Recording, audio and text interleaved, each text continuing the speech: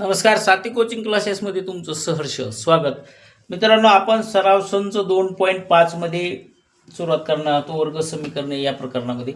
त्याच्या अगोदर तुम्हाला पेज नंबर 45 44 45 46 पासून पुढे त्याचा अभ्यास करायचा आहे. त्याच्यामध्ये तुम्हाला सोडवलेली उदाहरणं काही दिलेली आहेत, ती उदाहरणं तुम्हाला अभ्यासायची आहेत.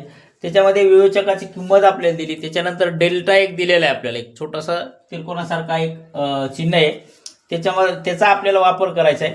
त्याच्यामध्ये काय केलंय का, ज्या वर्ग समीकरणाच्या विवेचक आपल्याला दिलेत, जिची किंमत त्या वर्ग समीकरणामध्ये निश्चित केलेली आहे, ती किंमत आपल्याला त्या डेल्टा या चिन्हानं दाखवायची आहे. डेल्टाचं चिन्ह म्हणजे एक छोटासा त्रिकोण असल्यासारखं त्याचं चिन्ह आहे आणि त्याने तुम्हाला ती दाखवायची आहे. हा अशा प्रकारे तो डेल्टा आपल्याकडे असणार आहे. आणि त्याच्यामध्ये काय सांगितले तुम्हाला की त्यामुळे त्याची वास्तव व असमान आहेत का, मुळे वास्तव आणि समान आहेत का, किंवा मुळे वास्तव नाहीत. जर तुमचे मुळे वास्तव व असमान असतील तर तुम्हाला डेल्टा आणि शून्य मोठा करायचं. इथं काय झालं, त्याच्यामधली मुळे वास्तव व असमान आहेत असं सांगितले. आणि डेल्टा इक्वल टू 0 जर आला तर ह्याची मुळं वास्तव आणि समान आहेत. आणि जर डेल्टा आणि हे चिन्ह असं असेल तर ती मुळे वास्तव नाहीत अशा प्रकारे दिलाय. त्याच्यानंतर तुम्हाला अल्फा आणि बीटा ax वर्ग अधिक bs अधिक c बरोबर 0 हे सूत्र घेऊन त्याच्यामध्ये तुम्हाला अल्फा बीटाच्या पण किमती काढायच्या आहेत.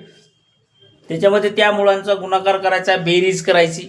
जे काय क्रिया आपल्याला दिलेल्या असतील ते तुम्हाला मी पेज नंबर सांगितले तसं 43 44 45 46 47 48 काय जे पेज नंबर असतील तुमच्याकडे तिथपर्यंत त्या पेज नंबरपर्यंत तुम्हाला त्याचा अभ्यास करायचा आहे. आणि पेज नंबर 48 वर आपल्याला वर्ग समीकरणं काही सोडून दिलेली आहेत.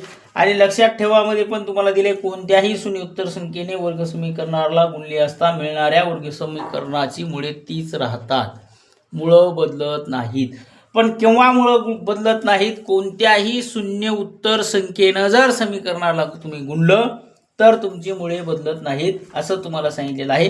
त्याच्यामुळे तेवढे 48 पर्यंतचे पेज नंबर तुम्ही अभ्यासा. त्याच्यावर आपण उद्या चर्चा करू सरळपैकी. आपण इथं आता थांबूया. धन्यवाद. याच्यामध्ये बघा, सोपं आहे, फक्त तुमच्या लक्षात आलं पाहिजे आणि तुम्हाला त्या गोष्टी कळाल्या तर ते अत्यंत सोपं. वर्ग समीकरणासारखं काही सोपं नाही. जोपर्यंत मी तुम्हाला शब्द दिला की जोपर्यंत वर्ग समीकरणे तुम्हाला समजणार नाहीत तोपर्यंत मी समोर जाणार नाही. जर घाई गडबडीमध्ये मी पुढे गेलो असेल तर हरकत नाही, आपल्याला ते सांगा. याचं मी परत लिहितो बघा. इकडं तुम्हाला दिलेलं आहे, जर आपल्याला डेल्टा बरोबर 0 जर आलं तर त्याची मुळे वास्तव आणि समान आहेत. त्याच्याबद्दल तुमच्या पुस्तकामध्ये पण माहिती दिलेली आहे. सविस्तर त्याच्यावर चर्चा करायची, अभ्यास करायचा, गडबड घाई काहीही करायची नाही आहे. आपण इथं थांबूयाच. लागलीच ते समीकरण तुम्ही अभ्यासा. त्याच्यामधला पहिला प्रश्न पण रिकाम्या जागा तुम्हाला दिलेले आहेत, त्या पण तुम्ही सोडवायच्यात. नंतर काही राहिलं तर आपण बघू शकतो. तर ओके, धन्यवाद.